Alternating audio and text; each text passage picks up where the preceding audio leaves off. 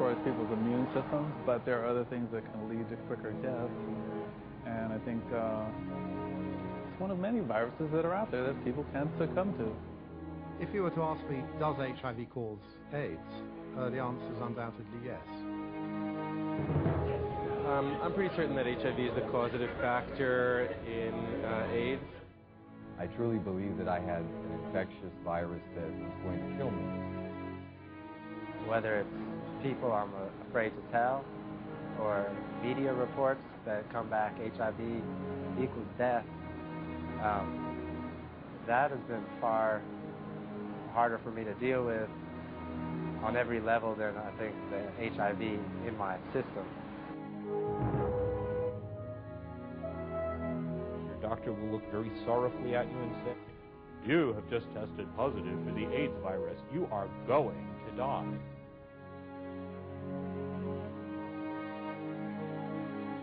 And he says, "You're one of 4 patients who is a positive carrier of HIV." I said,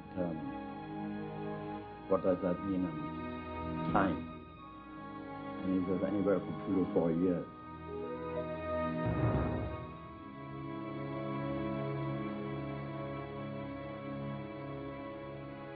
I warned that this was going to be something that was going to far transgress and transcend the so-called risk group that it was in now, that it was something that might become a rather global problem, and sure enough, that's exactly what happened.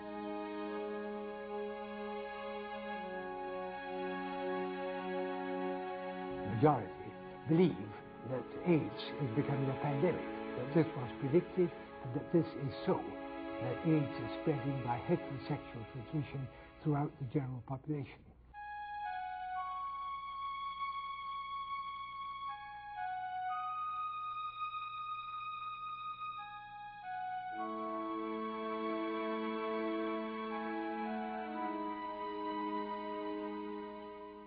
There's absolutely no evidence that there's an epidemic of AIDS anywhere in the world. The principal arbiter in this, as in any other long-term medical problem, is not the ability or agility of the scientists, it's the passage of time.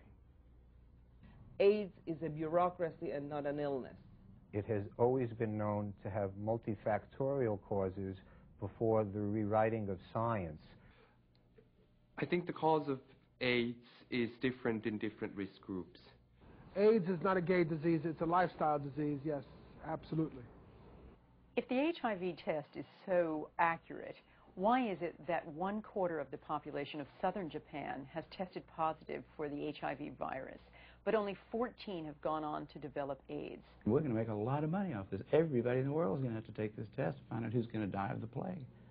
But there was never really, to my mind, I've looked at this very closely now, evidence of a new virus actually being isolated. Do I still even believe that HIV exists?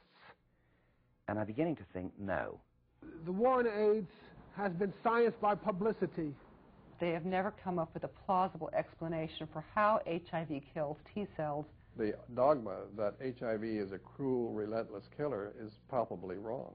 AZT and so-called antiviral therapies cause the very disease they're supposed to prevent.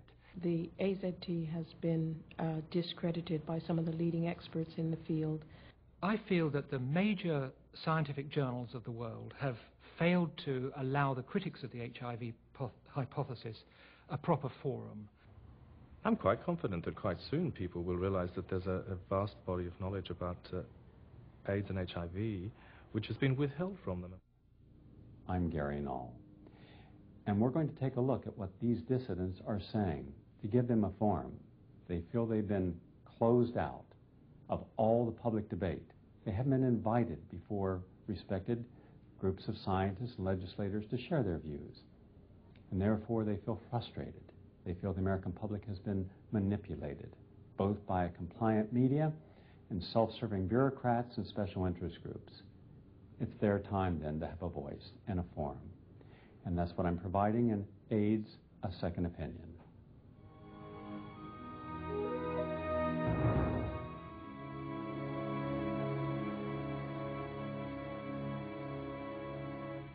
There There's absolutely no AIDS epidemic anywhere unless you define an epidemic as a few cases trickling in here and there, which I don't. It certainly has never lived up to the gross exaggerations and the hysteria that has been generated on the issue of AIDS.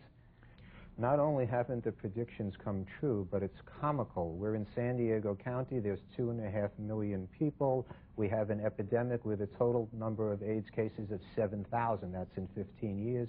There's 57 heterosexual men with AIDS out of a potential 1 to 1.2 million. In the 1985, they told us that there were 1 to 2 million Americans that were positive. Now the number is down to 600,000. This is extremely troubling if we feel a scientific theory rises or crashes based on the validity of its predictions. Of all the predictions given in the 1980s about AIDS, very few, if any, have come true. First, we were told that it was not harmful to medical personnel. Then we were told that medical personnel was highly at risk. We were told that it would affect only the gay community. Then we were told that women were the most afflicted. We were told that the intensive research for drugs and vaccines would yield satisfactory results. We haven't seen any. In fact, all we have seen is a large lie. Since the first cases appeared, the epidemic has become a battleground, pitting various groups one against the other. We have had all forms of scientific dispute. It won celebrity as a human rights cause, as a lawyer's bonanza, and as a media sensation. In its short career, AIDS has become the most talked about, anxiety-laden, and fiercely contested and lavishly resourced event of modern times. If the prestige of disease is ranked by the resources allocated for care and therapy and development and research, then AIDS is the most prestigious disease ever. I think, like myself in that second half of the 80s, it was a great story, and we took it on board as a kind of public health emergency too. And that's a danger for any group of professionals, whether they're media workers or scientists, to get too close to the sort of propagandizing that happened with AIDS. We lost our sense of judgment, I'm afraid, on this issue, because we felt that sense of fear and urgency. It was like a war. And in those circumstances, the critical judgment went out of the window, I'm afraid, for too many of us. There's absolutely no evidence that there's an epidemic of AIDS anywhere in the world, whether you consider the percentage of the American gay population that supposedly have AIDS has always been and will always be probably about 2% of the gay population. It has never increased. We are constantly told that the gay community is being decimated by an infectious disease, yet that the numbers don't hold out. Both in America and in Australia, that they have recognized that there is no general epidemic of AIDS spreading to the general population, and they too have also acknowledged in print that the epidemic is overfunded. We've been led to believe that the HIV diagnosis automatically is an AIDS death sentence. What is the proof of this? I think Peter Duesberg stimulated us to think more deeply and really led us to reaffirm that the evidence was very strong and becoming stronger, that HIV was the genuine cause of AIDS, and that you don't get AIDS without HIV. Dr. Robert Gallo, director of the Laboratory for Tumor Cell Biology at the National Cancer Institute, made world headlines in April 1984 as the discoverer of the AIDS virus. The media rejoiced that the path to vaccine prevention of AIDS was open, and that a vaccine will likely be ready for trial in 2 or 3 years. His contribution did not end there. Dr. Gallo devised a test for the presence of the virus and mastered the art of growing the virus in the large quantities needed for research. The worldwide conviction that HIV is the cause of AIDS dates from this moment. There are so many things that are completely wrong about the HIV, the virus AIDS hypothesis. I mean, for example, if HIV is such a deadly infectious virus, why is it that the partners of people who are positive don't get HIV and don't get AIDS? It's very, very rare that anyone living with a person with AIDS or HIV has become infected, so to speak. And the wives of haemophiliacs who are HIV positive, a tiny proportion were said to have become infected, which was less than what you would normally expect in that group of people in the community as a whole. Okay? So the whole business of infection is wrong. Do you believe that HIV is the cause of AIDS? No, I don't think HIV is the cause of AIDS. I've really studied the issue quite a bit, and it seems to me like retroviruses don't really have much power to cause harm. We have studied retroviruses, but HIV in particular has never been clearly defined in terms of its genetic structure and its molecular structure. And what I mean by that is that you can try to determine the genetic sequence of HIV from one person and compare it to another person, or even different viruses in the same person's body, and you'll find that there are huge variations in their genetic sequences. And now we're starting to talk about different strains and mutations and all this stuff. What that really means is that nobody's really sure exactly what HIV is, what the exact genetic sequence is, and some scientists out there are not even sure if HIV really exists as a definite microorganism. The opportunistic infections, which are indicative of the AIDS syndrome, and it is a syndrome with multiple faces, has always been known to have prior causes before the discovery or invention of the viral reasoning. PCP pneumonia had been tied in with malnutrition and chemotherapy. KS was named after Carposi, a dermatologist in the late 19th century who observed this in syphilis, and on and on and on. You see, the irony is that was the first thing that was accepted. That's why it's called acquired immune deficiency syndrome. You had acquired it by some kind of a lifestyle, by some kind of practices associated with your lifestyle. It became only infectious really in 1985 or 84 when Dr. Gallo, our friend Dr. Gallo, discovered the so-called cause of AIDS, the human immune deficiency virus, which actually had been discovered by Montagnier a year earlier. But before then it was largely considered a non-infectious disease acquired by lifestyles and clinical risks, behavioral and clinical risks. And I would say that is what it is, and that is what it has remained in the last 8 or 10 years, ever since we know AIDS. The leading science writer in the world, for years, the chief science writer for the Times of London, is Neville Hodgkinson. And Neville was one of those individuals, as you will hear, who staunchly believed that everything we've been told about AIDS was correct, that HIV was the cause, until he did something that was unique and different from other journalists. He looked at the evidence, and having a background in science, he studied the evidence so carefully that he finally began to disprove the myth. These are his views now. In 1991,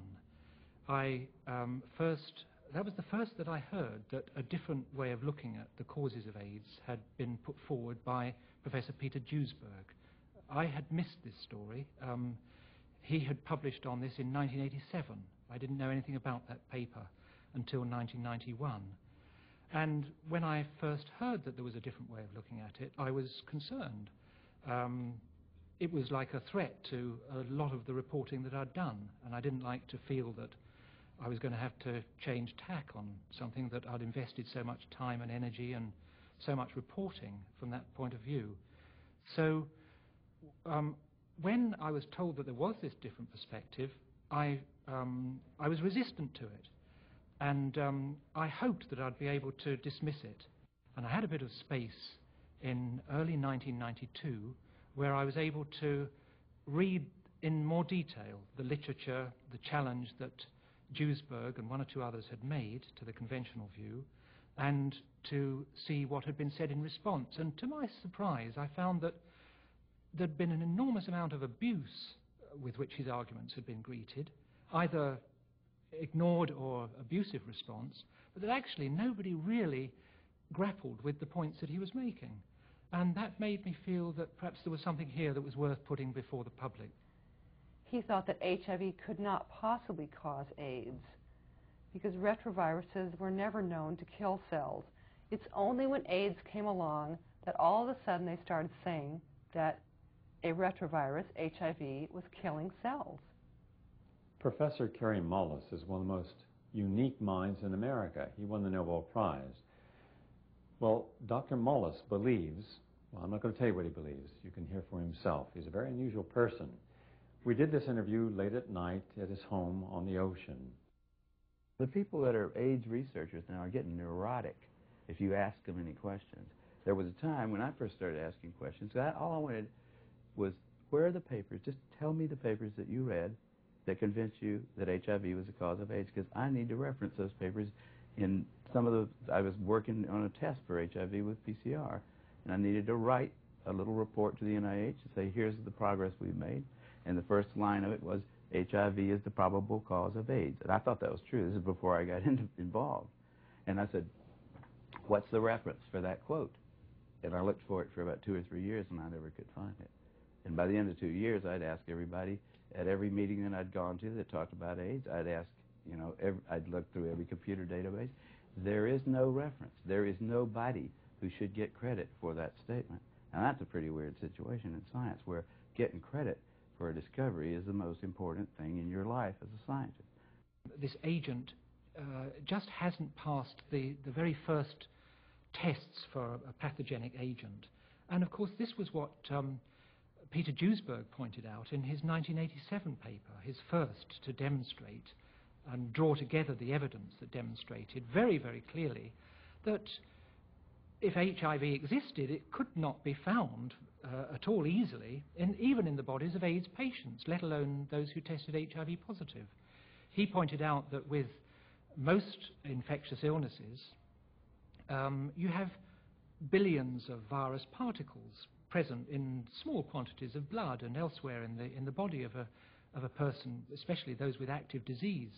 But that even in AIDS, HIV couldn't be isolated directly from the bodies of these patients. What you had to do was take samples from the patients, kickstart them with stimulants for the immune cells, mix them with cells from other people, and eventually you could get something out. But it wasn't isolatable in any conventional sense. And it really should have been basic science that told people that the HIV theory was deeply flawed. I feel that there is no scientific evidence to prove that HIV is either the primary or any of the causes of AIDS, because no appropriate tests have been done. Now, HIV is a virus that is present in a lot of AIDS patients, but that does not make it the primary cause. You could predict, and I did predict, that the outbreak of AIDS in Britain and even in New York City, which was one of the original epicenters of AIDS when it started, even there, AIDS would follow a predictable course of increase among men, especially in high-risk groups. It is still mainly 90% a disease of men in high-risk groups. I think the cause of AIDS is different in different risk groups. For gay men, for example, we have to have one thing very clear: only a very small group of gay men are affected by AIDS. If you play with the statistics, you come down with less than 3% of the American male homosexual population is affected by HIV, not even AIDS. And that's less than gay men dying every year of heart disease, drug-related issues. But in a certain minority group amongst gay men, and certainly as far as we could trace it down, the early AIDS cases qualified as such, certain behavior could clearly cause the two diseases that were initially the AIDS-defined diseases, PCP and KS. If you were to challenge the HIV hypothesis, what parts of it would you challenge as being unsupportable? Well, they say that HIV is the singular cause of AIDS. Yet the original AIDS-defining disease was Kaposi sarcoma, which is a very unusual form of cancer, which was occurring amongst gay men. However, if you check the figures out, there isn't a single case of Kaposi sarcoma in any British haemophiliacs or American haemophiliacs. There are no cases in blood transfusion recipients. There are no cases in IV drug users. But these people have HIV, but they do not develop Kaposi sarcoma. So the diseases that the different risk groups are dying of are different.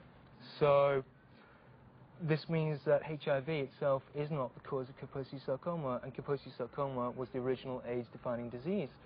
Robert Gallo, Anthony Fauci, Baltimore, and everybody admit HIV is not the singular cause of AIDS, because they admit HIV is not the cause of Kaposi sarcoma. There are many things out there to suggest that HIV has got something to do with AIDS, but I know too many people that have been HIV infected for 10 to 15 years that have gotten no diseases or no consequences because of it. So I think the question is still open. It's extraordinarily difficult to become infected with HIV. You have to have a very special receptor on your cells. This is only recently, the New York Times put this out last week, that some work was done where they found that you need another protein called fusin so that HIV could actually infect the cell. So the fact is, unless there is something that people can take to make them susceptible to HIV that could mimic this fusin so that HIV can infect cells, the cells are not so easily infected. Is this the most studied virus ever? Absolutely. 60,000 papers have been published on it just earlier last year. 60,000. That's 6 papers for every little nucleotide that's in that virus. That is orders of magnitude more than on polio, on measles, on mumps, on all viruses combined. And yet we still cannot prove that it explodes and is massive to the population. Or that it causes AIDS, for that matter.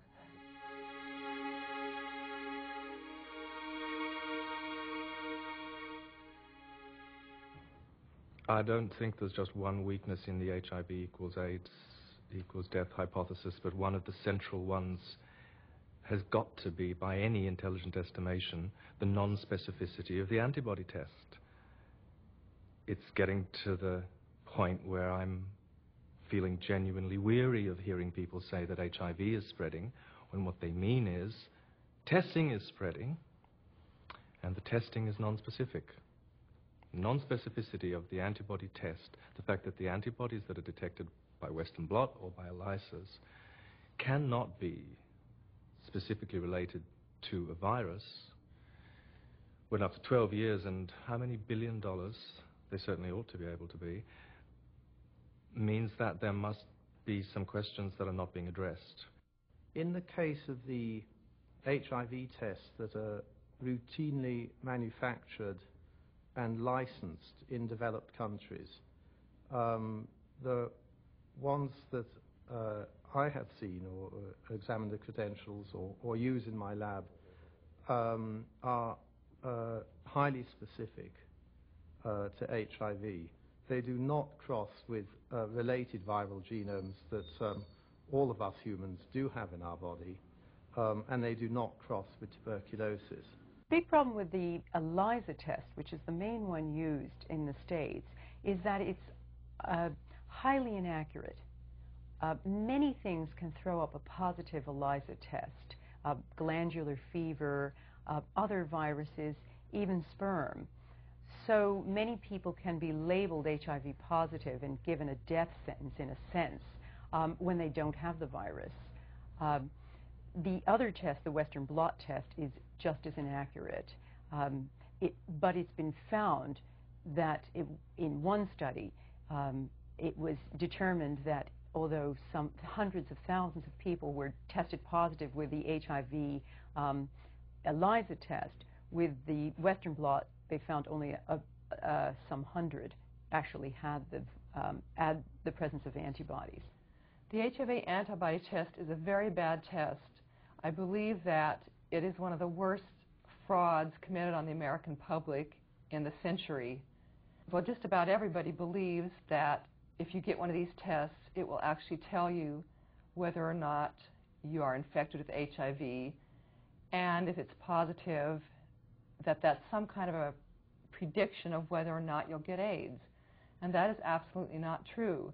First of all, a positive result on that test doesn't mean that you're infected with HIV, and there is no way that it can mean that.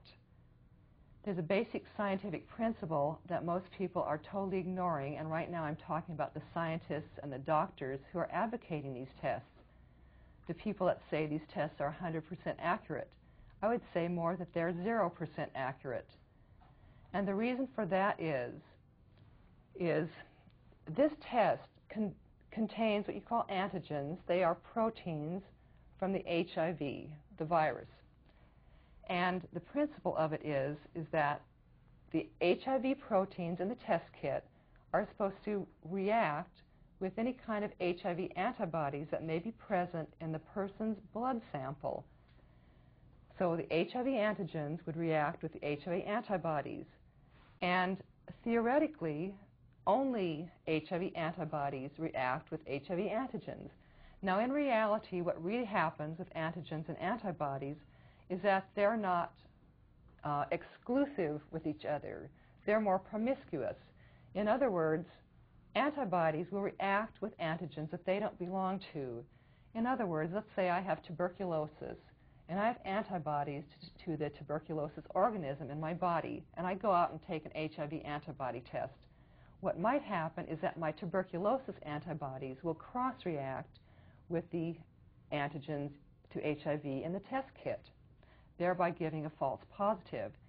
And these kind of cross-reactions are very, very common and very, very predictable as far as HIV antibody tests go. We get a lot of cross-reacting. For instance, if you recently had a flu jab, you're told not to have an antibody test because you might come up positive. 41% of patients with multiple sclerosis in one study tested positive for HIV. 12% of people with generalized warts. If you live in an area where tuberculosis or leprosy or malaria are endemic, you could come up positive for HIV even though you don't have HIV. So there's so many different variables as to what might give a positive reading. I don't believe that any test has ever yet given absolutely specific HIV antibody results or reactions. You can test positive because normal body proteins like actin and mycin react with the test. You can test positive for all sorts of strange reasons, and that will go on your medical records, and your doctor will look very sorrowfully at you and said, "You have just tested positive for the AIDS virus. You are going to die."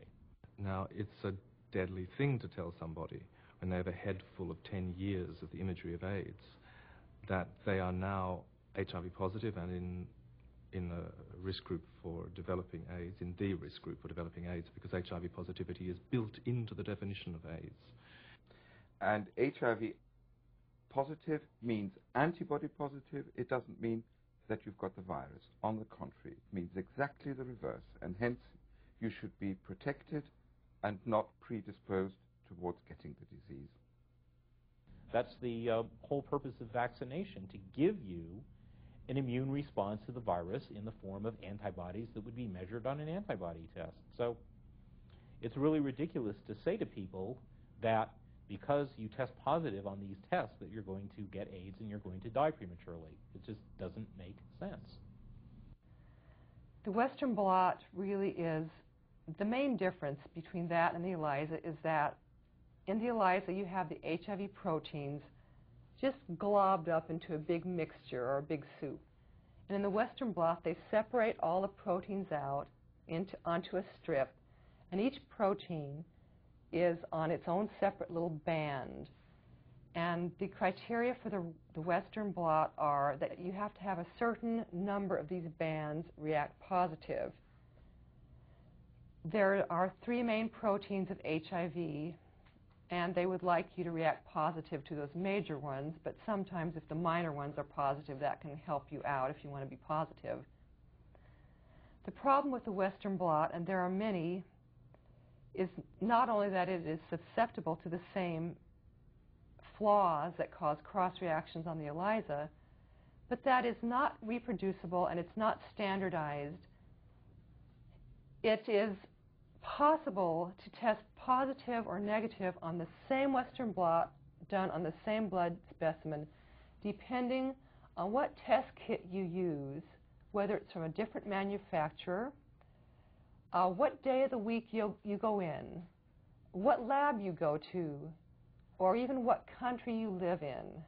Now, the Western blot is considered the more specific of the two tests because it uses 10 proteins to detect antibodies, whereas the ELISAs conventionally use 2 or 3. Western blot uses 10. You can get a positive Western blot in Africa that would not be considered positive in Australia. You can get a positive, by official, this is official guidelines, you can get a positive Western blot in Britain that is far more specific than a positive Western blot for the largest gay men's study, HIV and AIDS, the MAX study in America. In the MAX study in America, on the Western blot, which American viewers will know is essential to HIV-positive diagnosis, you required only one strong antibody band out of a possible 10 in order to be called positive. In Britain, that is insufficient. So we're in a situation where even on the most specific test, it matters what country you got tested in. So is this absurd? I have a chart here that will show you that one of the best ways to change from positive to negative is simply to change your residence to a different country. This was published in Continuum magazine from London. It was made up by Val Turner, a scientist in Australia who's done a lot of work on HIV antibody tests. And he has pointed out that there are different criteria for reading these tests.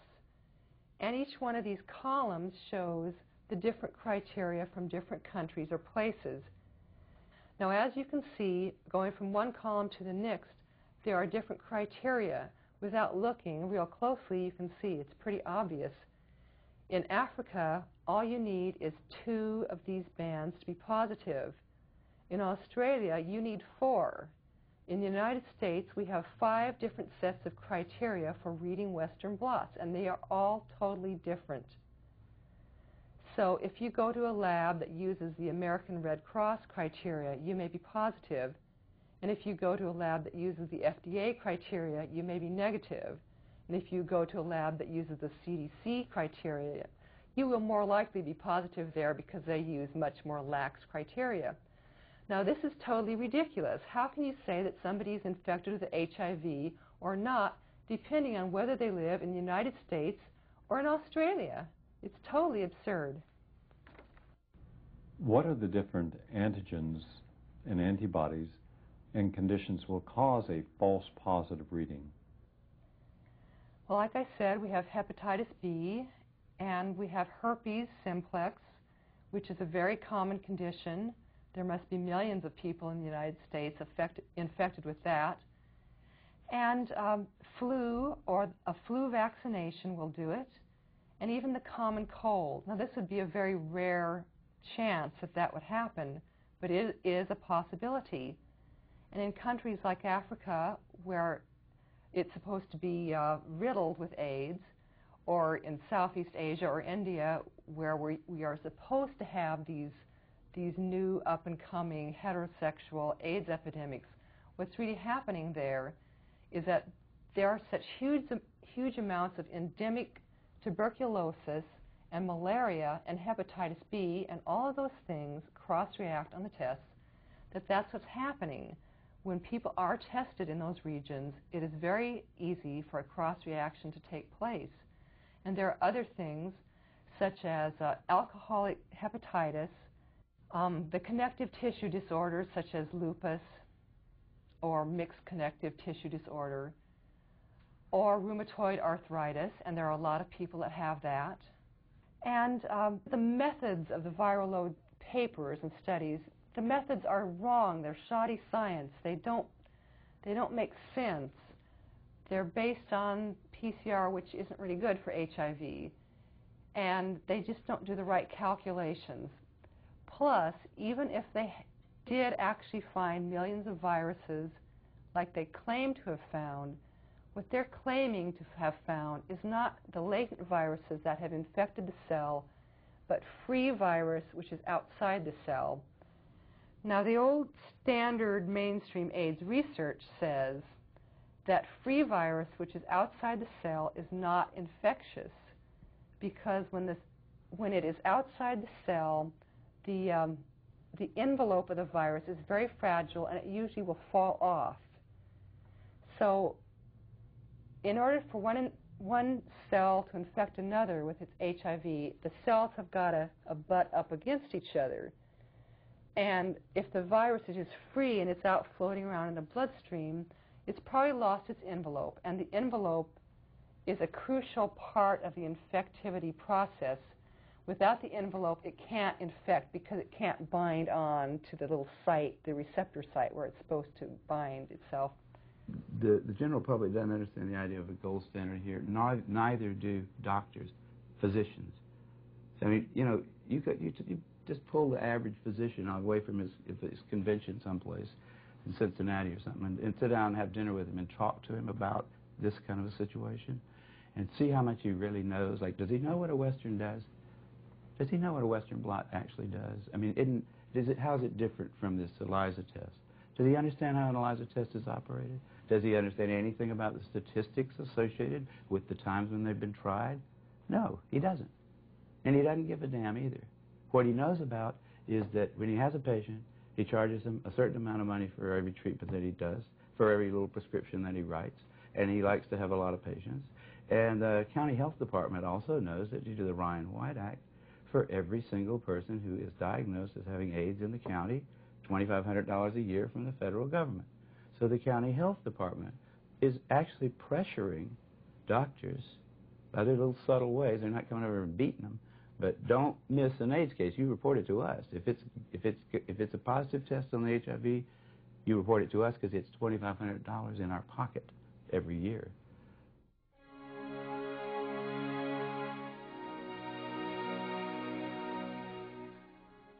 What I'm suggesting specifically, Professor Stewart, is that if JAMA, Nature, the British Medical Journal, the Lancet, New England Journal of Medicine, the 5 major medical publications in the world, will not allow dissident views on the cause or treatment of AIDS or any information around it, how then are you going to encourage a dialogue that could challenge the orthodox? Good question. You've mentioned the big 5. You've mentioned Science, Nature, the New England Journal, the Lancet, and the British Medical Journal. Now, with the possible exception of the Lancet, all of these have refused to publish views which doubt the existing hypothesis about AIDS.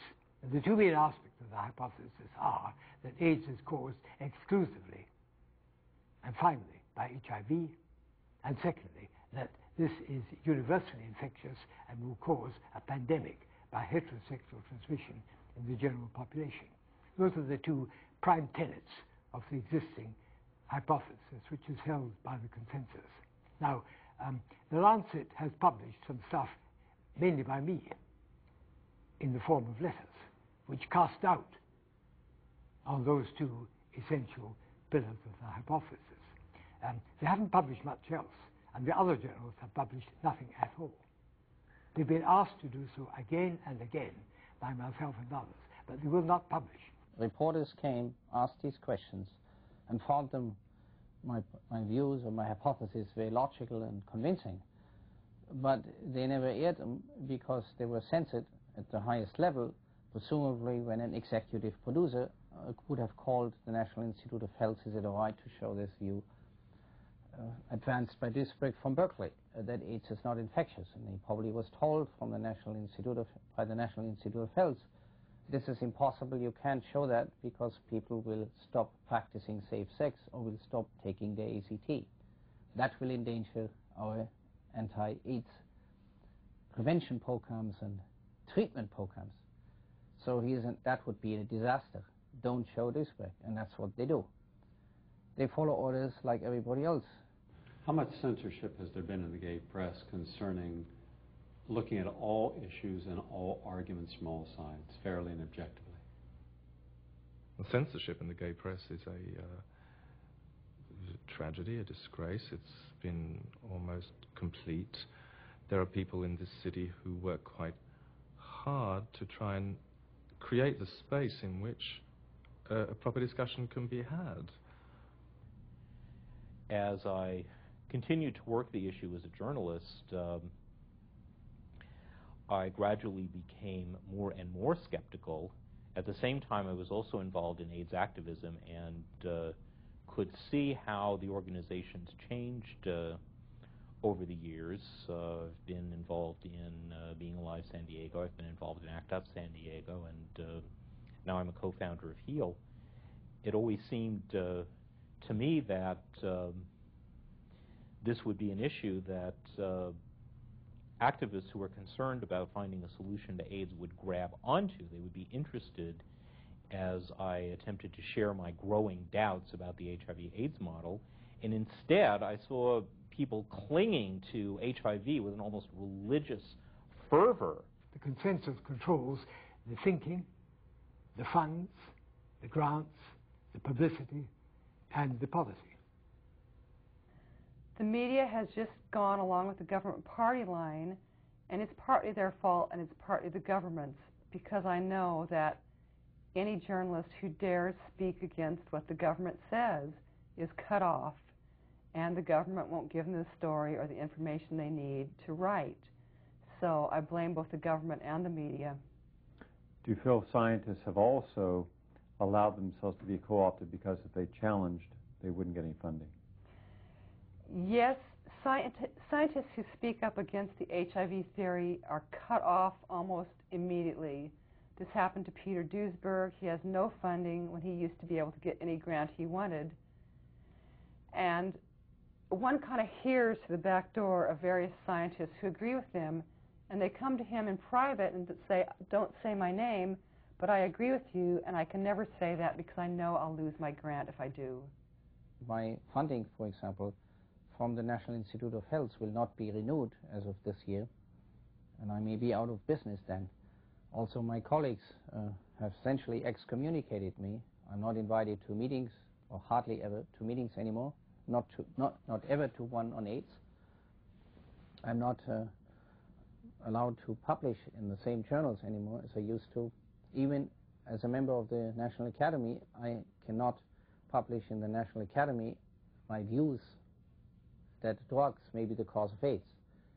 And I have plenty of evidence to support it, to document my claim, which might be very relevant to the health of millions of Americans and people on this planet.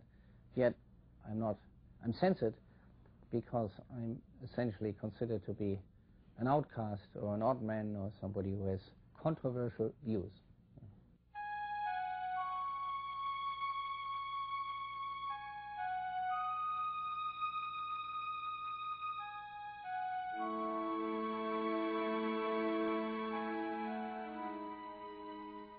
Anyone who tries to venture into this field of trying to report fairly and accurately all sides of the story will immediately be pushed out onto the margins and told that they're being irresponsible and that they are trying to support people whose views are just not credible and they're nutters.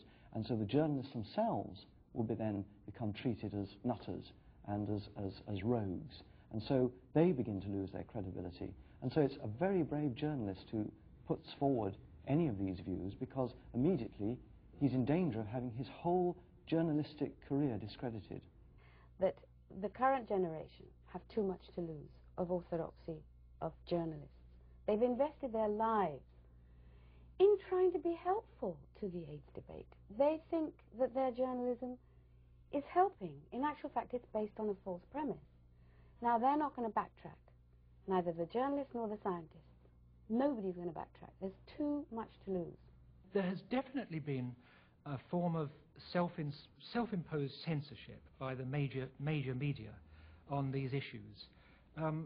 We experienced that at the Sunday Times with a hysterical response to articles that had had a lot of work go into them. We were accused of being sensationalist and irresponsible, of damaging the public health campaign. By fair and objective, they seem to think All they have to do is represent the orthodox view. That to represent, or to mention that there is any kind of argument, either they cover it with ridicule, or they don't even mention it at all, because they seem to think that would mislead the public, give them a false impression, might make them more relaxed about having safe sex, etc., or, in other words, not to have safe sex. And so they just don't want to know about the alternative view. As far as they're concerned, it's anathema, it shouldn't ever be mentioned. If the great and the good say this is so, it must be so because everybody says so.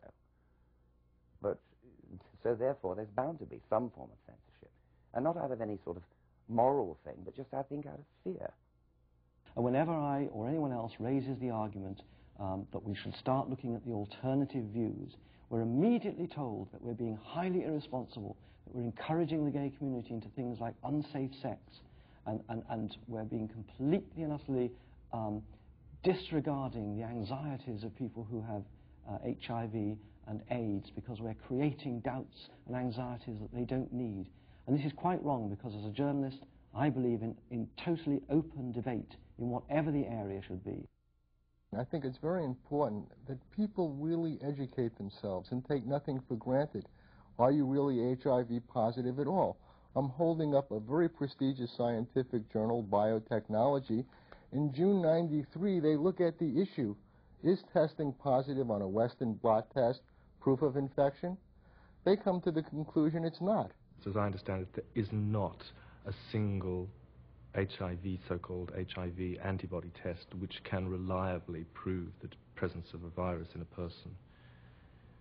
And that's good news. It means that anybody who's been told that they're HIV positive cannot rely on that piece of information, and ought to be thinking about living long and living well, not about preparing for death. They've expanded the list of diseases, they've expanded the criteria for diagnosis, and they've essentially rewritten the rules, because if they had kept the definition of AIDS as it originally was, and to the point where it actually made sense that it might be an infectious syndrome, it would have ended by now. As John Lauritsen has said, the AIDS epidemic, if you keep the definition constant, peaked in 1988 and it's over. But because you have this vast infrastructure that needs new cases, that needs to justify itself to stay in business, then you have this constant redefinition, constant reclassification, constant rewriting the rules, all so you can continue with the idea that there is an AIDS epidemic and we need to put billions of dollars into it every year. So the latest change was in 1993, and that brought in 3 diseases which really have nothing to do with AIDS, one of them being pulmonary tuberculosis, which now means that anybody with TB can have AIDS. And you ought to know, too, that TB all by itself causes a depletion of T cells, and when you have TB, it can look exactly like you have AIDS, but you don't. You have TB. They are virtually indistinguishable. And another thing the new definition brought in was cervical cancer. I don't see how anybody could relate this to a retrovirus. It was purely a political move to make sure that women got more health benefits. It has nothing to do with who has AIDS and who doesn't. And then the most important thing was that they said if you are HIV positive and your T cell count is 200 or less, you have AIDS. And that means that people who have got nothing wrong with them whatsoever except a low T cell count and a positive antibody test can now be classified as having AIDS. It's a tangled web of madness by calling all those things AIDS, by just making it more and more and more complicated to figure out what causes what. See, it's like, that's not the way science works. It's a real bizarre thing to have 100,000 people being paid to do something that's strange, to take a whole bunch of diseases, to lump them all into this one big thing. This great, I mean, pretty soon there won't be anything that's not AIDS if they keep going at the rate they're going. You say, well, let's see what will happen in 100 years. How many diseases will be on that list? I think the problem is that the establishment realizes that they don't know where they're going. They're going down a particular path which is leading them nowhere because they're not solving the problems. And all the time the public are saying, where is the magic cure? We've spent millions in this direction. What's happening? No results. And the establishment themselves obviously realize that they've got to put on a brave, confident face. So anyone that attempts to challenge where they're going will get flattened because they're really frightened of showing that the cracks in what they're doing. They're petrified, I think, of allowing too much of a debate because it will expose them as floundering around, not knowing where they're going. I don't think it's worth my time to worry about the details in this thing because the really big fact is missing. Why do we think, just because Bob Gallo gets up, takes his sunglasses off and says, gentlemen, you discovered the cause of AIDS. That's all we have. New York Times article, CDC report, that's all we have. That's not enough. That's not enough to you know, that is not sufficient to like publish even a meager little scientific paper somewhere. That isn't enough for scientists to believe some inconsequential fact about some star 50 light years away. You know, that's certainly not enough to treat at the cost of billions of dollars a year and at the cost of a lot of lives and anguish and just destroyed, you know, lives have just been totally ruined by this thing on the basis of some flimsy little statement made by a guy who's known to be a crook in lots of other ways. He lied about a whole lot of other stuff. Why we trust him there? If he was a witness in a courtroom, we wouldn't trust his testimony. We've caught him in too many lies. You don't trust him anymore.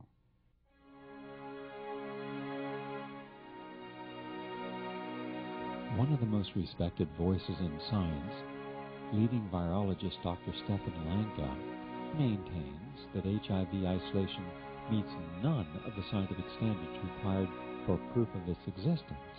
Therefore, there has been no HIV viral identification.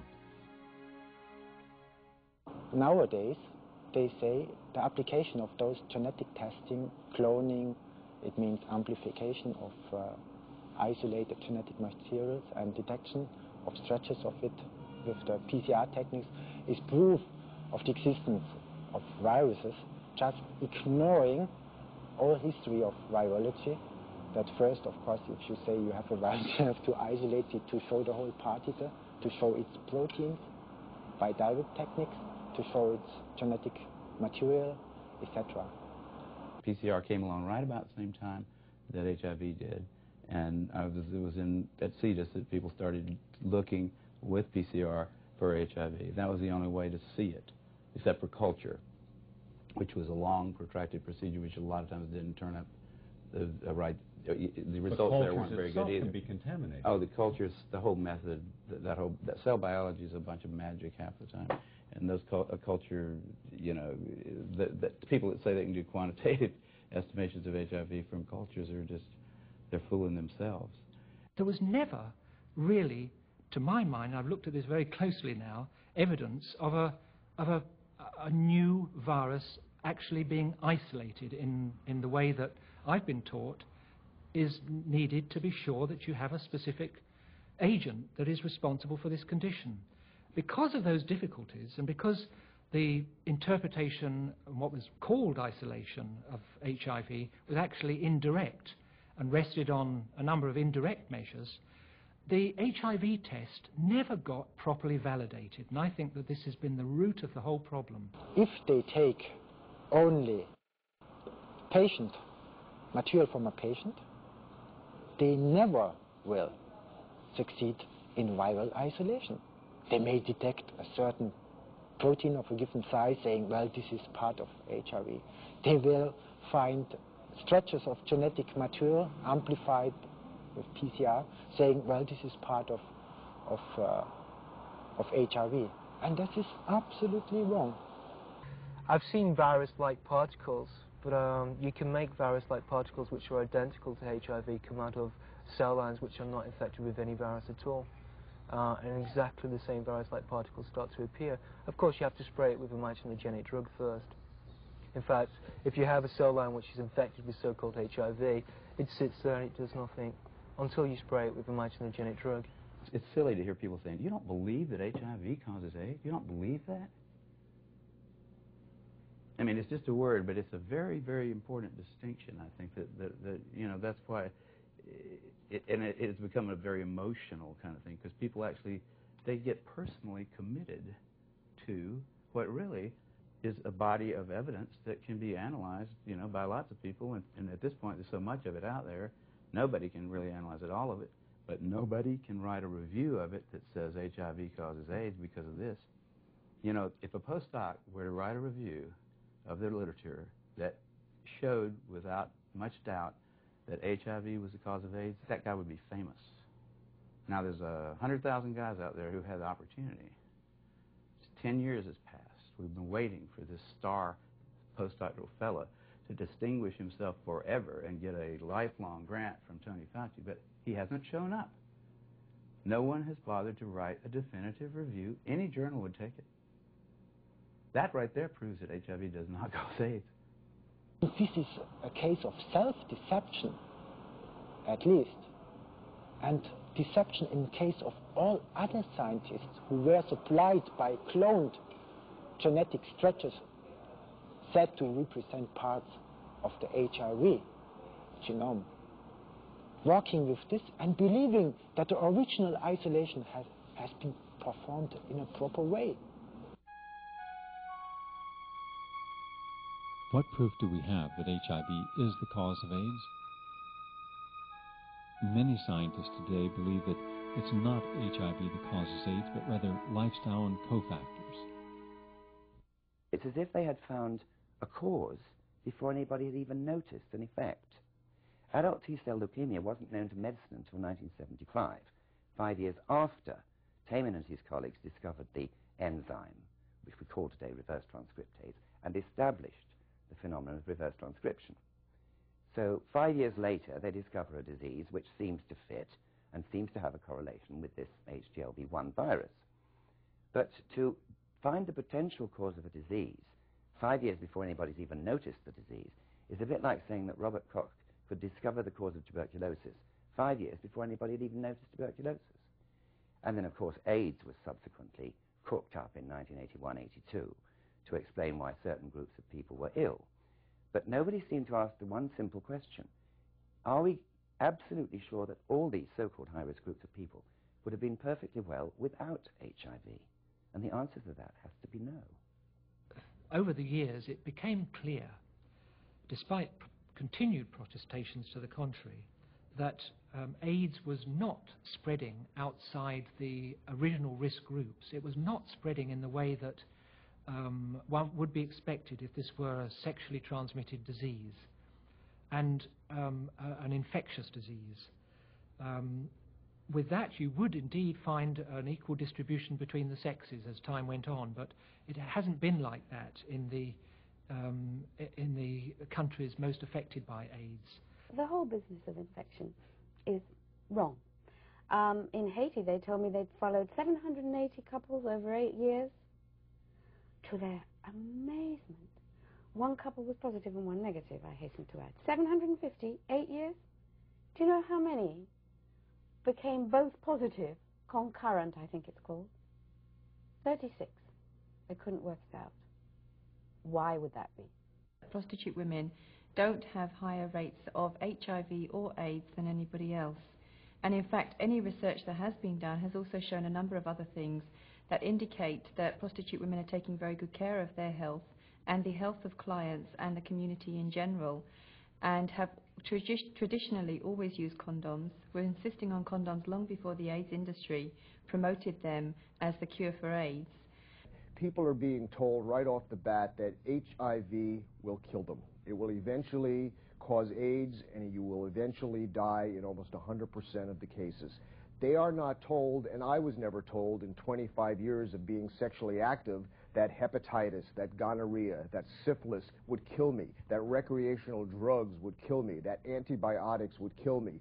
I was told if I get syphilis, if I get gonorrhea, I take a drug and I get rid of them. Back in the early 80s, there were two schools of thought very much about what was causing AIDS in a particular section of the gay community at that time. One said that it was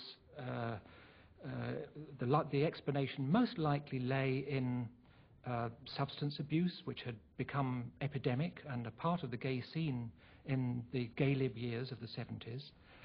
It's pretty clear that poppers, the amyl nitrite inhalants, are highly toxic, highly damaging drugs, probably centrally involved in AIDS in many cases of AIDS in the gay community. A sort of a cumulative consequence of that was one factor. Perhaps multiple partners where, you know, every partner that you had in that gay lib scene was like a blow for the freedom of a gay man to live his life as he wished. And so the immunological challenge from having hundreds and sometimes even thousands of partners, that too was a possible cause. Plus pooling microbes into a small group of gay men in that bathhouse scene where so many partners, so much sex was going on in a fairly contained group of guys. These factors were behavioral, they were environmental, and they were possible causes, but they were politically very non-correct to talk about those kind of causes because of the challenge to the lifestyle that had become identified with gay lib. Another way of thinking was that a new virus was causing this problem, and that was more comfortable for the gay men involved in that scene. It was more comfortable for the scientists too, who didn't want to seem homophobic to the people that they were dealing with. Here we have a bunch of people that are definitely sick from some reason. It's likely that their behavior was so radically different than the behavior that had gone. It was an experimental kind of behavior in a way. It's not unlikely that they would have some kind of problems, some health problems. People stop sleeping and eating. People start using all kinds of substances instead of food, and they're associating with it. The world's getting more and more densely populated, and we're spreading more and more diseases around. It's not totally shocking that those people should come down with some diseases that'll kill them. So we don't need to postulate that there was an infection going on, since nobody actually did show that there was. Drug addicts were starting to die of unspecified pneumonias as early as the 60s, and they had all the appearance of people with full-blown AIDS. They were weight loss, skeletally thin, very pale, malnourished, obviously. And they started to die in noticeable numbers in the 60s. In the 1960s, two of my friends that I grew up with were heroin addicts. They both died before their 25th birthday. They both had emaciation. They had all types of infections. One of them was demented. This was no surprise to the doctors. This was called, for lack of a better word, a strung-out sick junkie. 20 years later, we are told these same people with the same presentation of symptoms have what is a 3-year mystery, and the solution becomes a virus which our federal government owns the patent for the test for. When someone tests positive for the HIV antibody, they take nothing else into account. We just look at the HIV antibody. We don't look at all the other health problems in these people's lives. We don't look at psychology. We don't look at nutrition. We don't look at the lifestyles. So we forget all about that. Anthony Fauci is now head of NIAID, the National Institute of Allergies and Infectious Diseases, and the super peer reviewer of AIDS research, AIDS literature, AIDS funding in the USA, and consequently very influential throughout the world. I want to know why he no longer discusses his 1970 papers, papers published 5 of them through the 1970s, about the effects of the stress hormone, cortisol, on T cells in the human body. He carried out experiments and published the results that when you inject pharmacological doses of cortisol into people, their T cell counts in peripheral blood are depleted. The T cells migrate to the bone marrow where they stimulate B cell antibody production. If it's as simple in a sense as that, if stress alone can reduce T cells, why is he not making the connection between the intense stress of an HIV diagnosis and the depletion of T cells? Somebody needs to get a straight answer from Anthony Fauci about that. The more fear we have regarding our external environment, the more our adrenal glands start to secrete adrenal hormones. these very same adrenal hormones are very important in reducing the immune response. So the more we have fear of the external environment, the more greatly reduced our immune system is in handling its own internal consequences. So for example, a person with AIDS might have an immune defect or immune problem in which the person is trying to cope with. But at the same time, if they're dealing with an external stress about their own life, their own existence, that external stress will weaken their immune system and allow the AIDS virus or whatever the AIDS syndrome is associated with to take more charge, more power over the individual. There's a ritual amongst the Australian Aboriginals, which is called bone pointing. It's a very effective form of capital punishment in their society. When someone has broken a taboo, which is unacceptable, a ritual is held and a bone is pointed at them and they're told that they will die. And inevitably, in the course of 6 to 8 weeks, they do. The antibody test is exactly as effective as that. I see people again and again whose will to live and confidence to live is destroyed. People who are told they're HIV positive have every reason to believe it. And this belief could be deadly. And we see many, many people who are otherwise healthy who suddenly stop sleeping and eating. Their whole life is turned upside down. They don't have the energy for the future. And every little health problem they have is greatly magnified as they believe this is living proof that they're dying.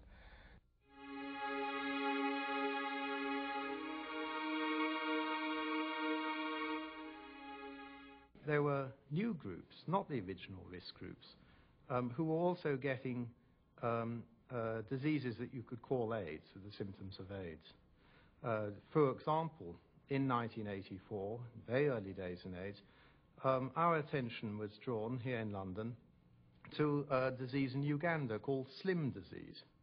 It was called Slim disease by local people because the chief feature to them was that they lost weight and then died. In fact, it was AIDS. As it spread across Uganda into Tanzania, we could see from analyzing blood samples that HIV was spreading in exactly the same pattern. So there was a new risk group. I feel that we have grossly overstated the seriousness of AIDS in Africa. In fact, I even wonder whether there is any kind of epidemic of AIDS in that continent. I've reached this view after looking at the issue for over a period of years now, but including within that a personal visit when the newspaper sent me to several Central African countries to talk to health ministers, virologists, hospital doctors, patients, and charitable organizers to find out what was going on. One of the first things these charitable workers did when they set up their operation back in the late 1980s in Kagera province was talk to local people and say, let's do something about this emergency that you're facing.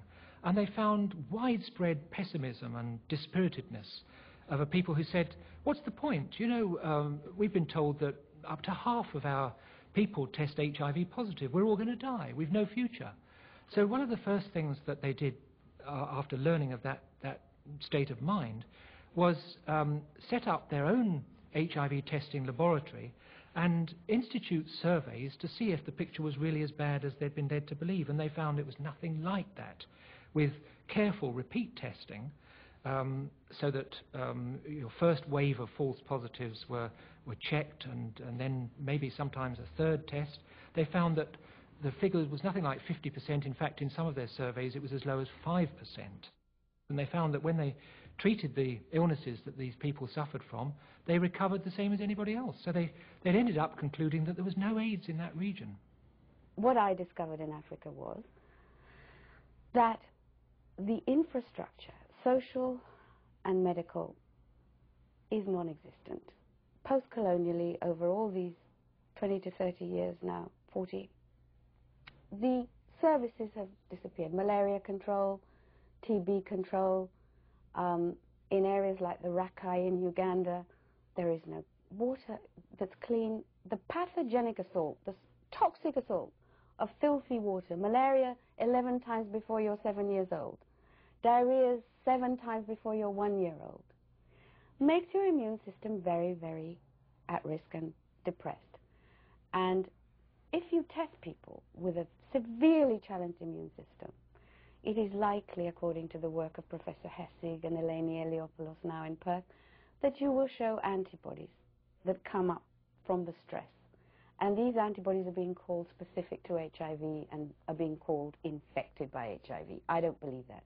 I believe they are autoantibodies that are developed as a result of your body's immune stress position. A virus as a parasite will do more damage in a body that is already weak than in one that is strong. Many of the world's illnesses are caused by lack of drinking water and lack of sanitation, which is a direct consequence of poverty and lack of resources. And yet, a lot of the money is being poured into the AIDS industry rather than being put into the basic health care that people need to survive. What we have is a situation where Uganda and many other Central African sub-Saharan countries are being considered as huge AIDS risk countries, and they're receiving quite a lot of money from international organizations like USAID, the Centers for Disease Control, the WHO, our Medical Research Council for AIDS. That money goes into testing or condom distribution or sex education. So what you see is huge Toyotas driving around country lanes in Uganda, full of condoms in the back, full of smart, bright, young American AIDS sex counselors, telling people that it's their fault they got AIDS or sick because they made love to somebody new, making them feel enormously guilty. And the money that should have been going to giving them medication, because, you know, I saw their dispensaries are empty, their cottage hospitals are empty, there are no medicines. The money that should have been going for TB cures, for malaria cures, for clean water, has all been stopped. It's all for AIDS. $6 million went into Uganda in 1923 for AIDS. $250,000 went for malaria control. How on earth can you justify that? I think that probably a good third or half of the African AIDS cases have tuberculosis as their AIDS indicator disease. And since you have two things going on with tuberculosis, number one, it cross-reacts on the HIV antibody tests, and number two, it can cause T-cell depletion all by itself, then you've got a big problem in Africa. Do these people have AIDS or do they have tuberculosis? Of course, in Africa, they don't do T-cell counts and they don't do HIV antibody tests for the most part anyhow because they don't have the money. And so you don't even know who would be positive in Africa. It's all just a big guessing game. People who tested positive were at more risk in that the test picked up immune system activation from this great variety of causes, whether it was malaria, whether it was TB, whether it was the leprosy agent, whether it was activity of these microbes and many others in Africa because of chronic malnutrition. In those circumstances, people were testing positive in millions who had nothing to do with any new disease agent. And that was the great tragedy of this test. The healthcare budgets in many African countries are just so low, so minimal, that they don't perform these tests at all. They do it on the basis of a clinical case definition, and that definition includes such things as weight loss of greater than 10% of your body weight, chronic diarrhea, a persistent fever and cough, things like that, which are very nonspecific symptoms.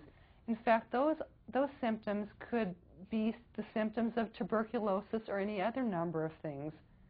But in Africa, they can give you an AIDS diagnosis based on that constellation of symptoms. I recently went to Haiti because I'm writing a book about AIDS, about our 9-year experience. It's called Only Make Believe. And I went to Haiti to research a chapter called Whatever Happened to AIDS in Haiti. I went to one of the hospices there. It was actually St. Teresa's Hospice in the middle of Port-au-Prince in Haiti, where they told me there were lots of AIDS cases. I was shown round by a very, very nice Mother Superior, the nun, and she was obviously doing her best, but didn't know, in a sense, how awful it was, what was going on. She told me that 100% of the people in these wards had TB. But because the charity had enough money to test them for HIV, they sent everyone's blood for testing. 90% of the women in the ward I was in, she said, were HIV positive. Because they had AIDS and were going to die anyway, they were not receiving medication for TB. Well, as you know, if you have TB, you're very likely to test positive because there's a cross-reaction. And they weren't being treated because they were going to die anyway. And this is something I saw in Africa as well. The death sentence means let's not bother, you know.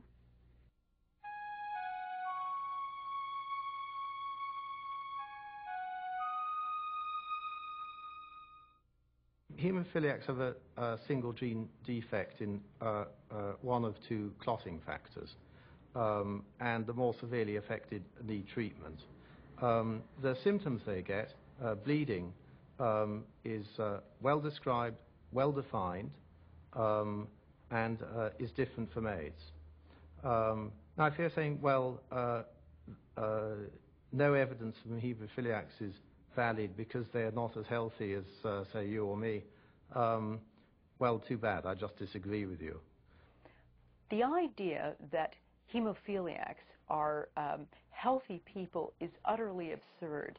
Hemophilia itself is immune suppressive. When you compound that by multiple blood transfusions, each blood transfusion is known to suppress the immune system. The body is having to cope with innumerable factors from another person's blood, and this itself causes immune suppression. Haemophiliacs have always had the haemophilia condition which has rendered them ill. The clotting factor that they'd been given since the late 60s was alleged to have infected most of them, if not all of them, with hepatitis viruses, or hepatitis agents as they were called. The hemophiliacs, which were since '69 were given prophylactically factor VIII preparation, which was forbidden before because they were afraid of antibody production against those factor preparations because they're very impure. Only 99%, no, 0.3% is pure activity. The rest is cellular debris, proteins, foreign proteins. There are all the liver diseases coming from the case of hemophiliacs. And of course, this results in positivity. They have huge amounts of foreign proteins introduced to their body. The body makes antibodies against, and then they come up with a positive HIV test. In America, you have 11,500 people who are supposed to have been infected with HIV via contaminated factor VIII. The only evidence that we have that any hemophiliacs are infected with HIV is antibodies. HIV has never, ever been isolated in factor VIII. I've offered a £5,000 reward for that. Duisburg cannot give me a reference. Baltimore cannot give me a reference. Gallo cannot give me a reference. Montagnier can't give me a reference. John Maddox at Nature, nobody can give me a reference. Simple fact is HIV was not and could not have been in factor VIII. Virtually all the factor VIII that was alleged to have infected the haemophiliacs was commercially made from paid donors' plasma. In other words, people walked into bucket shops and sold their plasma for so much a donation because they needed the money. That meant everybody from Bowery bums to winos to drug addicts, very sick, very poor people who couldn't manage on welfare stamps. They needed the money. When they were switched to a purified form of factor VIII treatment, one that didn't contain proteins from thousands and millions in some instances with these preparations of other people, that their immune systems, on the basis of the very basic T-cell counting, which has always been a hallmark of decline towards AIDS, their immune systems become stronger. The T-cell counts do a U-turn in many instances. A study on haemophilia in Edinburgh, which had shown that only the HIV positives got AIDS and the HIV negative haemophiliacs didn't. Actually, that interpretation, as Duisberg pointed out to me, was not accurate. Half of the HIV positives got AIDS, and half of the HIV positive haemophiliacs didn't. But nobody ever said that. And the only ones that got AIDS had a genetically inherited blood disorder, a very severe one. It's called HLA haplotype or something like that.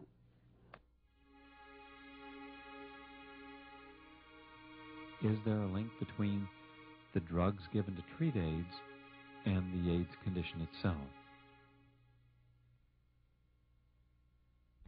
The so-called late-term effects of AIDS are actually, to the effects of the antiretrovirals and other drugs that could be in the environment. Late effects of fungal infections, even without antifungals, will be identical. The levels of T cells are affected in similar ways by high infections of Candida. Certain anti-inflammatories can give you similar effects. A hodgepodge of medical products can give you similar effects. Saying that only, quote, HIV-related AIDS will cause these effects is being completely ignorant of pharmacology.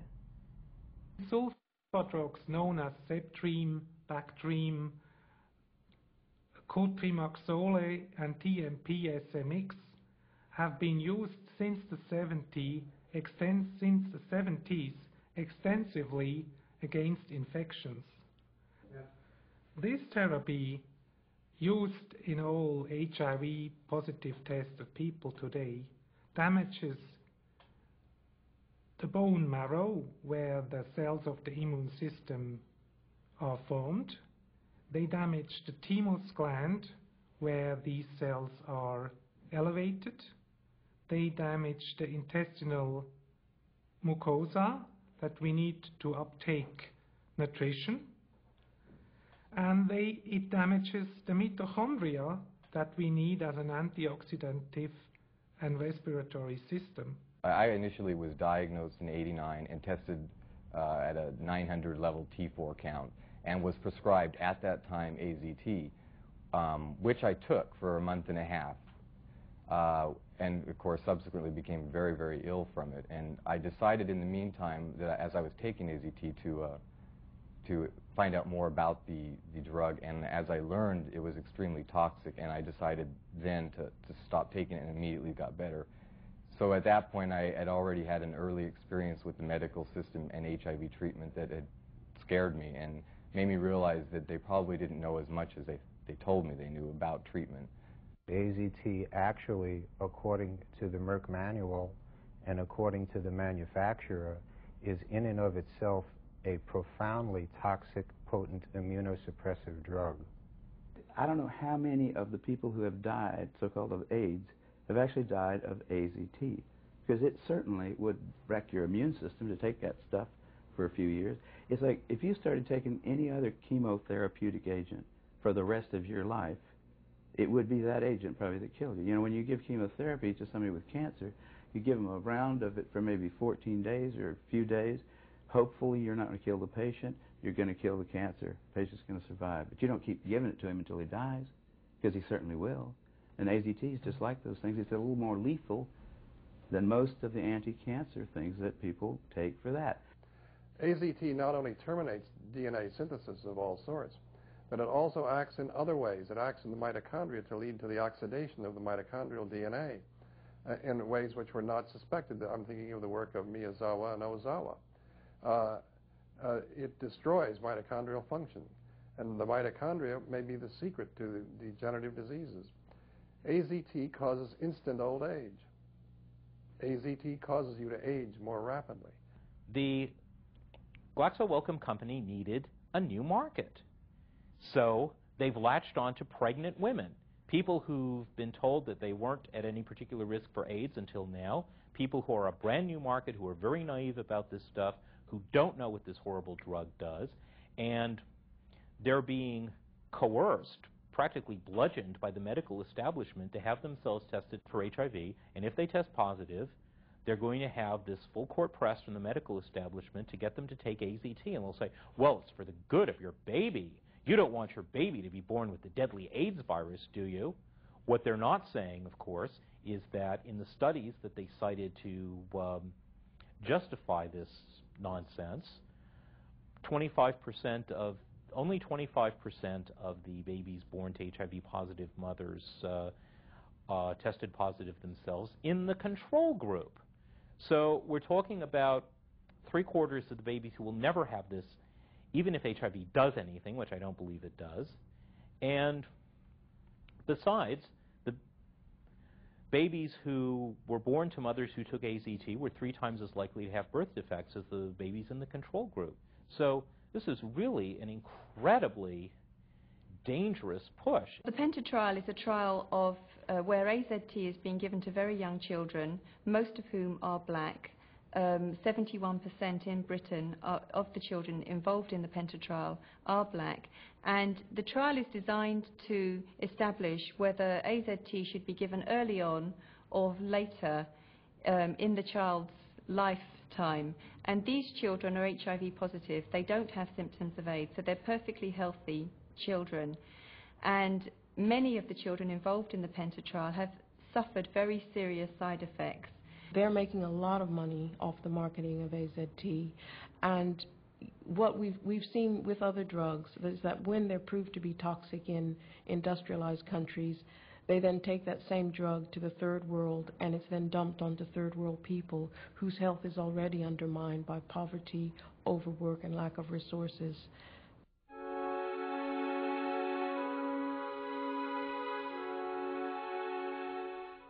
These drug companies shouldn't be saying, okay, we got the drug now that we make a bundle off of this drug. We don't need to do further investigation into how to make it better for the people with AIDS that need the drug. All we need to do is take the money and stick it in our pocket, and then we'll, throw a couple of, tens of thousands of dollars around for some educationals about our drugs that we want people to buy, and that'll make us good community contributors.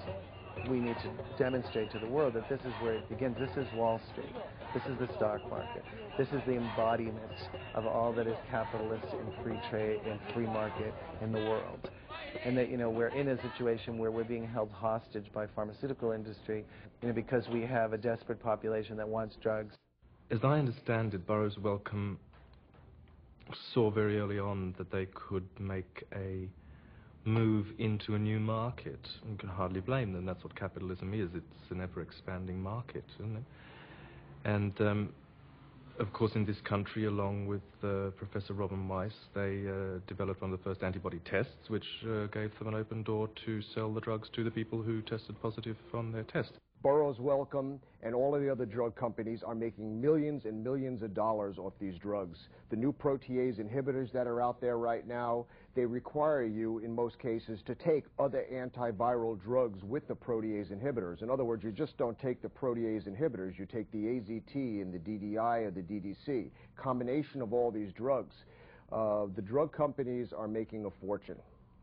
There's a lengthy story that one could go into in greater detail there about how the charitable arm of Wellcome actually sold off their shares just in time to avoid the Wellcome share price crash that followed the results of the Concord trial, the first results of the Concord trial being released. People, shrewd money, realized that AZT was not...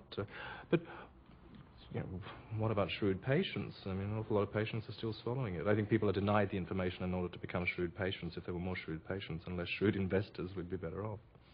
A lot of people are dying now because of hepatic failure and because of renal failure, because the toxicities that develop in the liver due to the protease inhibitors and the nucleotide analogs being used in the combinations that are being used now are toxic.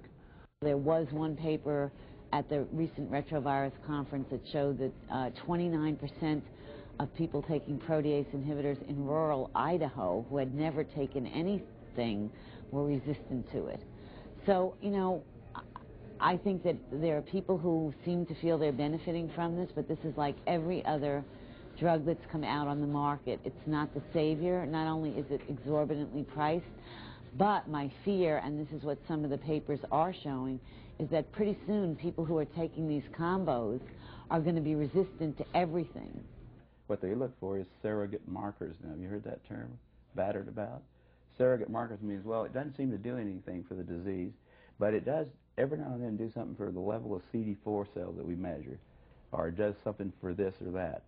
Not that anybody really knows whether you want more or less CD4 cells at any particular time in your life. A lot of diseases cause CD4 to go up. A lot of diseases cause it to go down. Nobody's even sure if a CD4 cell is always a CD4 cell. It's a marker on the cell at the time that they do this little counting procedure, which is to stick a fluorescent tag on there and say the ones that light up have CD4 on the outside. And we don't really know what those cells do. The immune system is incredibly complicated. And the immunologists' brains are not nearly complicated enough to deal with it. We have these little, there are theories all over the place, but no real competent immunologist would tell you that CD4 levels was a surrogate marker for anything until we know more about it. But that's what they're using. That's what the FDA is saying, yeah. You don't have to show that it helps them. These protease inhibitors, the same thing. You don't have to show that it helps the patient. You don't have to show a single life saved. All you have to do is show some little clinical indicator has changed in a way that somebody is hoping is going to make you better. I've met hundreds of patients. I've interviewed them. T cells, 1, 0, 30, 80, perfectly healthy people, and they just go on like that. T cells, I don't think they have any idea what T cells are. The margin of error in counting T cells is incredible. And there's also a huge margin of error in viral loads. What day of the week you take it, how stressed out you are. It's not just, what medication you're on. Why are we spending more money each year on AIDS research and treatment than on cancer and heart disease combined? The last time these figures were worked out in the UK, the spending on research and education per AIDS death was in the order of £290,000. By comparison, the figure for heart disease was only £50.07. The spending on AIDS is hugely disproportionate by comparison with almost any other medical syndrome. A lot of the research monies, both on a private and a governmental level, are being put into research on triple combination therapies, which is not a bad thing. We do need to know more things, but we need to have less of an emphasis completely on this one approach. If the medical community would be spending the money that they've spent on AIDS over the last 10 to 15 years on finding out how to repair a damaged immune system, I feel most of the immune-suppressed diseases that exist today we would have a cure for. The scientists who started AIDS, I don't think they knew what they were doing to begin with. They were retrovirologists who had fought the so-called war on cancer, which we lost, by the way, and they were looking for another disease that they could say that retroviruses cause, and it had to be something infectious. So I think they went into it with a certain mindset. We need an infectious disease because we're retrovirologists, and if we don't have some kind of a disease that goes along with our germs, then we're kind of out of a job. Entire buildings at Harvard Medical School have been built with AIDS money, and entire professorships have been endowed there. The way to get rid of AIDS is to stop funding it. Just stop everything that's called AIDS research. Somebody tries to get a grant for AIDS research, say, we don't do it anymore. We don't have AIDS. If you want to study pneumocystis carinii, we'll maybe look at your paper and see if you've got something to say about that. You want to study any one of those diseases by itself, try to cure it, we'll talk about that. But we're not going to talk about AIDS anymore. There's a huge industry created out of it. About $6 billion of American taxpayer money alone, not to mention all the private money, that has built this monster of a out-of-control organization. The reason that you can't have the money scaled back, even though there is no epidemic, is because there are very strong pressure groups and interest groups involved with AIDS. There are immunologists and virologists and the pharmaceutical companies who are all trying to find vaccines and antiviral drugs to deal with HIV. And such is the asymmetry of information. The public still believe that it is a general threat, that it's been very difficult for these fundings to be cut back. It also, of course, has the support of Hollywood and other very popular public figures supporting it in a way that other very severe and disabling diseases such as multiple sclerosis don't.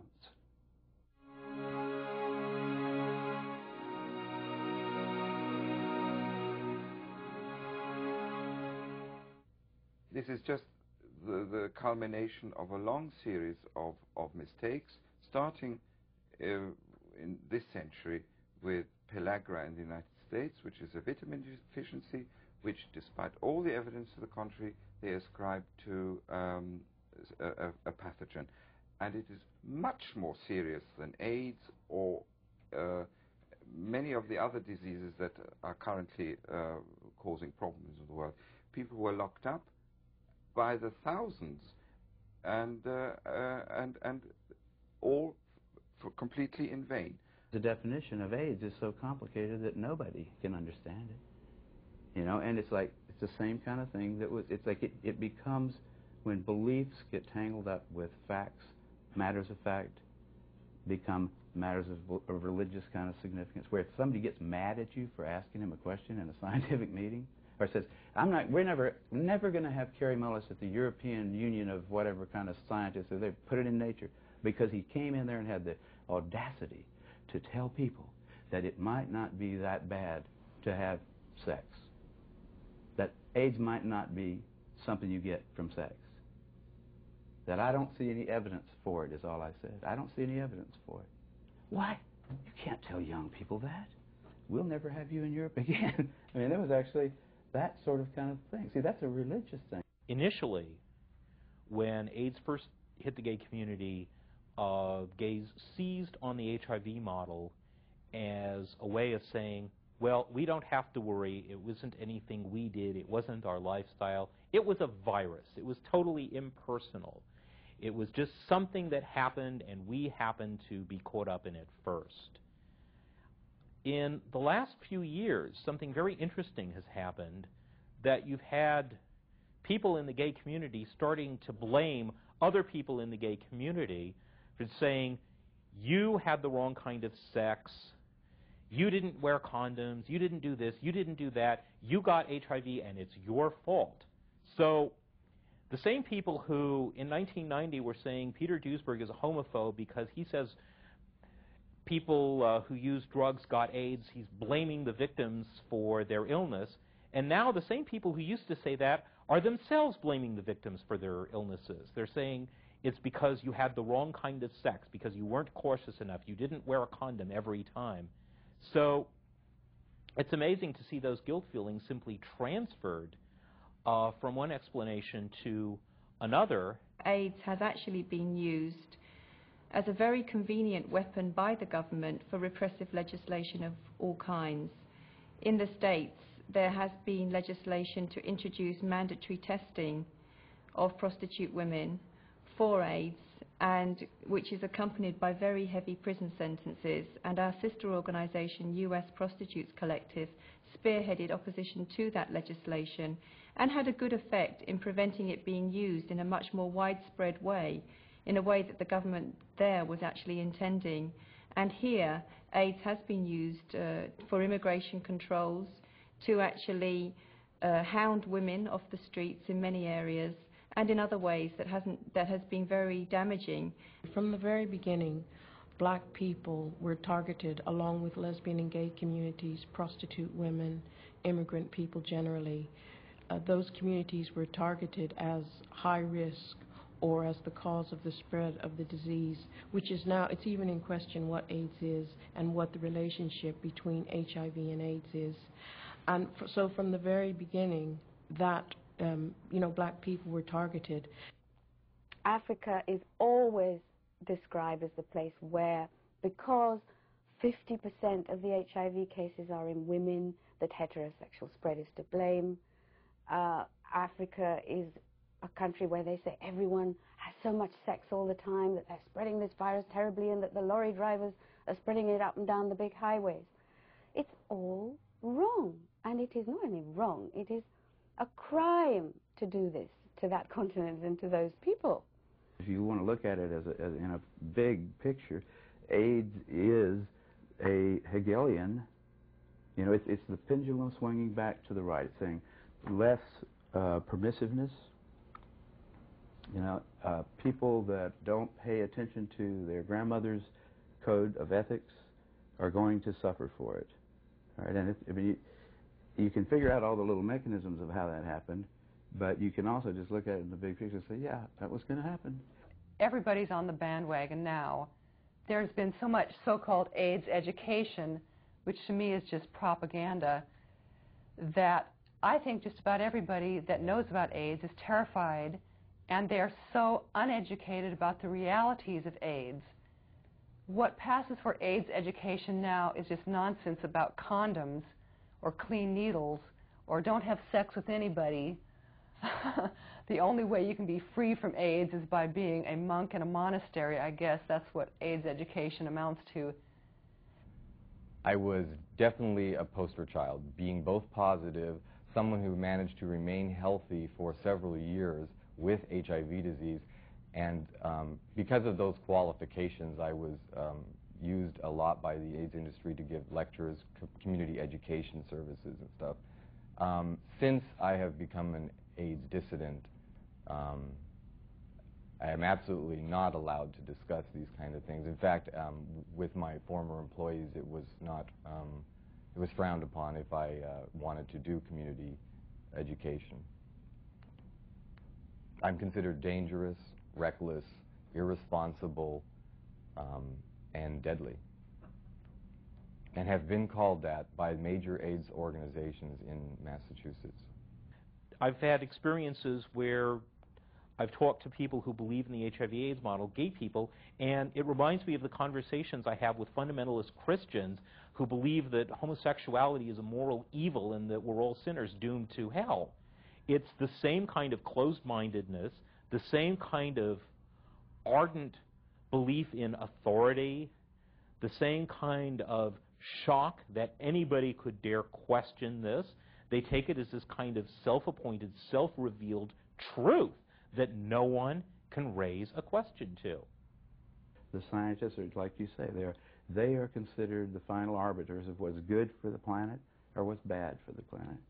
And they haven't got the slightest idea. Instead of wearing white robes, they wear white lab coats, you know.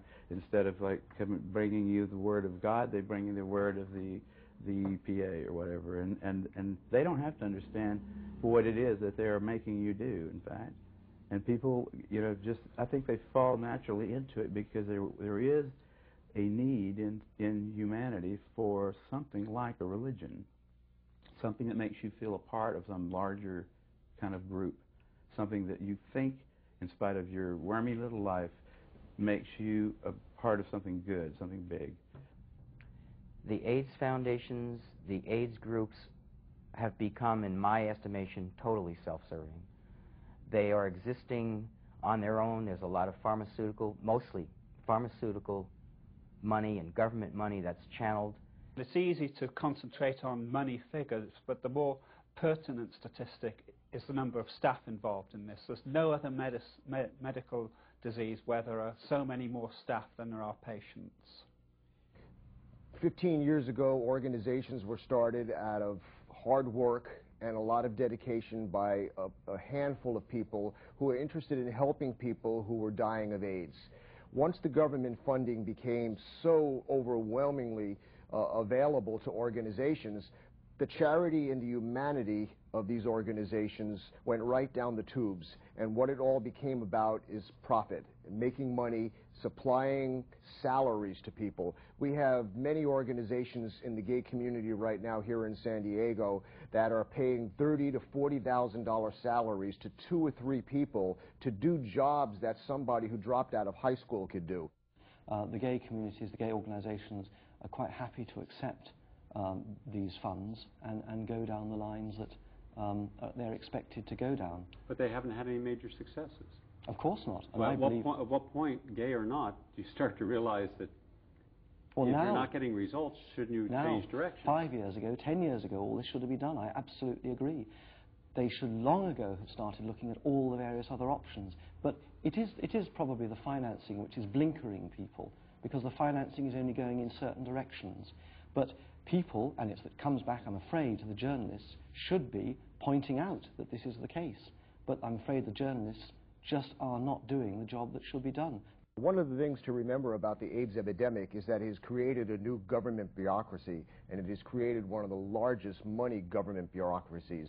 And like every other government welfare program, there is big money involved and there is corruption involved from the top to the bottom. The problem is that there are many people learning how to take advantage of this system. There are many people with 800 T cells with no opportunistic infections that are getting Social Security checks based on the simple fact that they have night sweats or that they're psychologically unable to handle a normal lifestyle and a normal job. This is the type of corruption that you're seeing across the board from one end of the country to the next. You never have to work again. You get on Social Security disability, and because the government is so nice about this, they expedite your application if it says HIV on it. You can get Section 8 housing subsidies, a lot of free food, free meals from the AIDS Foundation or other similar organizations. In fact, I've gotten into arguments with people who've pointed out to me, well, look, I'm getting free food, I'm getting free rent, I don't have to work again in my life. I can't afford it if you guys are right that HIV doesn't cause AIDS. And what really bothers me most about the way so many people with HIV who are otherwise totally healthy are scamming the social welfare system is that people who have real diseases, who are genuinely ill, are not being helped. It lets people off the hook to believe in the virus. It really lets people off the hook, buying in self-responsibility to take care of their own lives, think for themselves, question, and take care of their bodies. Here comes Gallo and Montagnier and the NIH saying, that's right, it's something else. It's something you didn't have. You're not responsible for it. You're just the beginning of it. We're all going to get it. And they like that so much because they said, we can go right ahead and do what we're doing. We just have to do a few little things differently, and then we'll be okay. They cling to that, you know, and they think if you suggest that it's their activity, the way they live their life, that you're a homophobe or something, you're some kind of an idiot. There's something wrong with you. There's some of them that aren't that stupid, but, you know, there's a lot of them that are religiously associated with the notion. They believe in the notion that it is an infectious thing that will eventually sweep across the planet and kill everybody. I suspect that people who've lived fast and taken a lot of drugs throughout history have had shorter lifespans than people who have proceeded carefully and supported their metabolism through a long life. I'm 36 years old. As a gay man, I didn't experience the political liberation of the 60s, but there's definitely a sense amongst gay men, and I hear it again and again these days, that they don't want to get old anyway. Maybe that has some impact on the way that they view their priorities.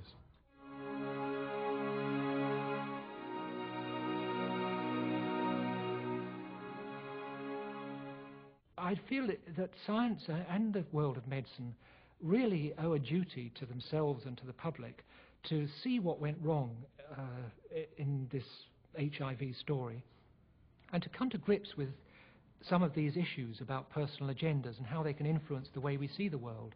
Because if we're to trust scientific observation, we're obviously going to need more than just looking down microscopes and publishing papers in Science and Nature. We're going to need a different way of tackling science that takes on board something of the observer's own agendas, at least becomes more aware of them, rather than just looking at things from outside, because that clearly has failed us in the case of HIV and AIDS. Are we really interpreting what we're seeing with all this marvelous technology in the right way? It's throwing out tons of data. But what restricts us in interpreting that data is the received wisdom. So we've got space-age technology, but Stone-Age thinking patterns. And I'm wondering how far received wisdom, which Paul Feyerabend assures us is only ever at best partially right, is our limited capacity for thinking about the data holding us back from really discovering what is going on. Scientists are not supposed to believe anything. Scientists are supposed to have some evidence that leads them tentatively to some conclusion or to some action. They're supposed to be able to show that to other scientists. Any interested person, in fact, who's willing to understand what it is that was used as evidence should be able to say, yeah, I agree with that. That makes sense, using rules of inference that we've used since Aristotle. Okay, and it's not complicated at all. You learn it in the 6th grade. Most scientists forget it pretty quickly. But science is not a set of beliefs. The whole thing might have been based on bogus science. It's a big thing to take on board, that it's a kind of pathological science, not a deliberate deception, but a sort of sickness that has gripped these great communities, these great professionals. And to take that on board is a big challenge to your sense of your place in the world. I think that's been the biggest factor that in the more recent years has led to this sensitivity about anything that could challenge the HIV theory. The way it's done now is it's rather medieval, and it counts on the fact that it's not true anymore, that scientists never lie, that scientists will always be honest, and that they aren't each other's competitor, that they're each other's colleague. Well, there are a lot of people who disbelieve what I say, but that's to be expected, and that's quite healthy. And that, in fact, is very productive, because disbelief in science is the essence of progress. We don't get anywhere in science by belief. We get anywhere by using data, by elaborating hypotheses, putting them to the test. We shouldn't despise criticism in science. We should welcome it. It's almost always flourished better when, you know, dissent was expected and, in fact, encouraged. To have a central authority like the NIH making all the medical decisions is kind of ridiculous. It's too dangerous for the government to fund basic research, because with government funds comes politics, and politics only permits one view to prevail rather than competing views. It's my proposal that science and scientific research, basic research, be funded by a variety of different sources. Companies, for example, wealthy individuals, foundations, religious and social orders. All of these things would come into existence, and actually are coming into existence now that federal funding is waning. Science nowadays, it's no science anymore. It's more about public relation, power, business, industry. They are not independent anymore. And I think reading old literature, where you can feel the spirit of science, they were in search of something. Of course, they were on wrong concepts, wrong models, but they don't know. But it was a working hypothesis. You feel the spirit of science, and this has definitely been lost. Sure. First, they have an idea, then they patent the idea, then they develop experiments, and then they make their clinical studies and they sell the product. All the way down from the physics area, you know, down to biology, there's very bad things that have happened as a result of the fact that scientists are no longer, like they were in the 17th century, self-supported aristocrats doing science for the fun of it.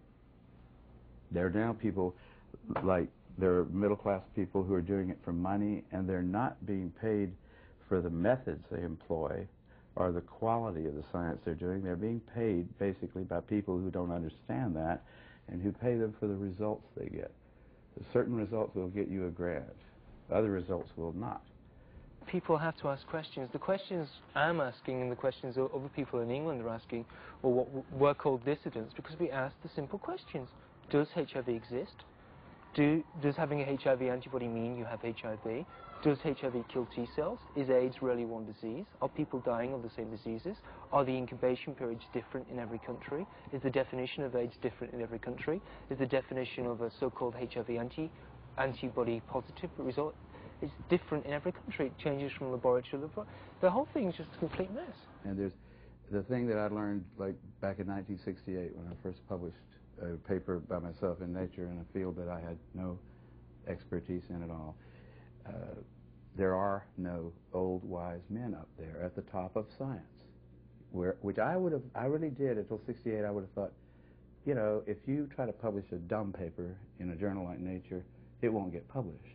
But if you try to publish a good paper in there, like I later tried to publish PCR, the invention of PCR, in the same journal, and they didn't take it. So it's up there. There isn't an up there. There's no place up on the Academy of Science is just a bunch of idiots, just like everybody else. You know, the editors of journals, austere journals even, they're just busy with their little lives and stuff. There are no old wise men up on the top making sure that we don't do something really dumb. The next generation of younger doctors is going to now be able to see all the information before them. Your work, Peter Duisberg's work, our work.